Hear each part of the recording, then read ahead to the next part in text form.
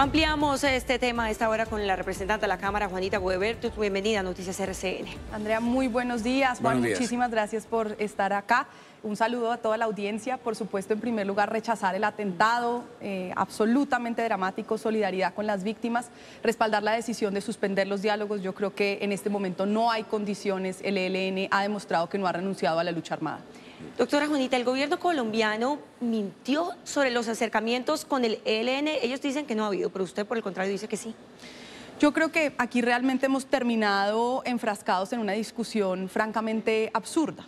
Suspender los diálogos tiene sentido en este momento, como decía antes, pero hay unos protocolos básicos que hay que cumplir. El gobierno venía adelantando unos acercamientos, eso es clarísimo, se había incluso empezado a planear una reunión en Noruega, en Oslo, para pactar una agenda. Había existido más de 7 conversaciones telefónicas para pactar esa reunión en la que se empezaría un diálogo sobre una agenda. El comisionado Ceballos rompe esa comunicación durante mes y medio, la retoma luego en noviembre con una serie de conversaciones. El gobierno del presidente Duque es perfectamente libre de conducir esa negociación de esa manera, pero lo que es absurdo es hoy decir que ellos no continuaron con una serie de conversaciones con el ELN, más grave aún pretendiendo inaplicar unos protocolos que han sido una tradición nacional e internacional. El propio presidente Uribe en 2007, cuando se rompen los diálogos con el ELN en Venezuela, aplica protocolos similares para devolver a los representantes del ELN a Colombia. Esta es una práctica internacional cuya finalidad es garantizar que una parte en un conflicto armado, que es siempre una parte que ha cometido delitos gravísimos, es decir, este atentado que todos rechazamos no es el único del ELN. Ya todo el gobierno y todos los gobiernos anteriores han estado dialogando con personas que han cometido crímenes internacionales gravísimos. Pero la única manera de tener un espacio en el que quizás sea posible ponerle fin a ese conflicto armado, quizás sea posible llegar a un acuerdo, pues es tener un espacio donde, si yo soy un combatiente, considere que no me van a capturar. Juanita, mire, yo quiero que usted oiga esto. Ayer aquí en el sede de Noticias RCN, ahí donde está usted sentada, en medio de entrevistamos al comisionado de paz, Miguel Ceballos, le preguntamos sobre los 7 contactos telefónicos con el ELN, a lo que usted está haciendo referencia, y mire lo que lo dijo. Aquí hay un diálogo respetuoso con países garantes. Ella se refiere a unos temas con Noruega. A mí me gustaría que fueran muy respetuosos con el gobierno de Noruega y también que expliquen cómo se enteran de esas cosas, porque obviamente las conversaciones eran confidenciales y se trataba, y lo explico hoy al país, de conversaciones que tenían que ver con la liberación de secuestrados. Habrá que pedirle a esas personas cómo se enteran de conversaciones confidenciales entre el Alto Comisionado para la Paz, que está autorizado para ello, porque eso sí hay que decirlo con toda claridad, es la única persona con el presidente de la República que en este país está autorizado. Es decir, si hay acuerdo frente a que el ELN cometió una grave violación del derecho internacional humanitario, ¿por qué habría que cumplir los protocolos firmados con sus jefes? Primero, ¿de dónde surge esta información? De que el propio ¿Usted cómo se entera? comisionado se reúne con distintos representantes de la comunidad internacional para contarle de los avances de este tipo de acercamientos. Él mismo habla con representantes de comunidad internacional. Yo, como representante a la Cámara, pero como además exintegrante del proceso de paz, pues me entero a través de la comunidad internacional que nos dice: estamos estupefactos, llevamos oyendo en reuniones al propio comisionado diciendo que están haciendo acercamientos y ahora él sale a decir que no hay ningún acercamiento. Yo respaldo profundamente el mismo comunicado del gobierno de Noruega, frente a quien también pido respeto, que dice: hay unos protocolos y hay que cumplirlos. Usted dice algo muy importante, Juan. El argumento del gobierno es: resulta que como ellos cometieron una infracción al DIH, que yo estoy totalmente de acuerdo, no hay ninguna justificación, eso es un crimen de guerra y no hay ninguna duda, entonces que por el hecho de ese crimen de guerra se rompe la aplicación de los protocolos. Eso es una falacia jurídica completa. El hecho de que haya un incumplimiento al DIH no me releva a mí como Estado del cumplimiento de un protocolo básico. Insisto, es tan sencillo como esto para nuestros televidentes. Nosotros creíamos que alguno de ellos no era criminales, creíamos que alguno de ellos no era ya responsable si la propia justicia colombiana los ha condenado. Es decir, este nuevo hecho no es que ahora nos haga saber que ahora sí eran criminales. Siempre se sabía que es criminales.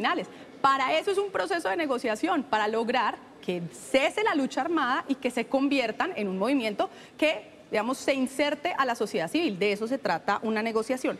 Si cualquier parte en un conflicto armado hoy en Colombia, mañana en cualquier parte del mundo, dice, entonces resulta que la práctica es que en una negociación, cuando la otra parte se entera que soy criminal, que por supuesto eso es una negociación, siempre son, hablemos del IRA en Irlanda del Norte, hablemos de guerrillas alrededor del mundo que van a negociaciones justamente cuando han cometido crímenes gravísimos, si sabe que la práctica internacional es que en un proceso de negociación me pueden capturar. Pero entonces, nadie iría, nadie nunca iría a negociar y no se habrían acabado los conflictos ni en Sudáfrica, mejor dicho, en todo el mundo de eso se trata un proceso de negociación. Pero entonces esto que dice el comisionado de que los diálogos eran entre un gobierno y una guerrilla, ¿usted está totalmente en desacuerdo? ¿Eso es un tema de Estado? Entonces, de nuevo, yo creo que ahí el comisionado francamente comete un error jurídico. Él cita una sentencia de la Corte Constitucional, la sentencia frente al plebiscito, que es una sentencia de 2016, en la que dice que este tipo de políticas de paz son políticas de gobierno, que solo vinculan al gobierno de turno, pero desconoce que en el 2017 la Corte Constitucional, frente a una reforma constitucional que señaló que era obligación del Estado cumplir de buena fe lo pactado, la Corte Constitucional señaló, este tipo de políticas de paz son políticas de Estado que vinculan no solo al gobierno de turno. Esa es insisto, además, digamos, el reflejo más claro de que esta es una costumbre que han cumplido el expresidente Pastrana cuando levantó los diálogos del Caguán, que el expresidente Gaviria cumplió frente a los diálogos de Tlaxcala y que, insisto, el propio presidente Uribe cumplió frente al diálogo con el ELN en Venezuela. El presidente Duque dice que queda sin ningún efecto jurídico cualquier vínculo con la mesa en La Habana. Usted y otros contradictores, otras personas que piensan como usted en esta postura, creen que debe respetarse lo firmado. Usted insiste entonces en ese tema. Sí, pero además yo iría un paso más allá, Juan. Hoy la mejor manera de debilitar al ELN, de realmente presionarlos para llevarlos a una mesa de negociación, es a nivel territorial implementar lo acordado con las FARC. Es decir, planes de desarrollo con enfoque territorial a través de la participación ciudadana, tomarse en serio la reparación de las víctimas, apostarle al programa de reincorporación de los excombatientes que están cumpliendo. Si uno como Estado implementa a nivel local en zonas como Arauca, donde el ELN ha tenido enorme presencia, pues le quita cualquier base de apoyo, cualquier posibilidad al ELN de tener un poder territorial en esos lugares.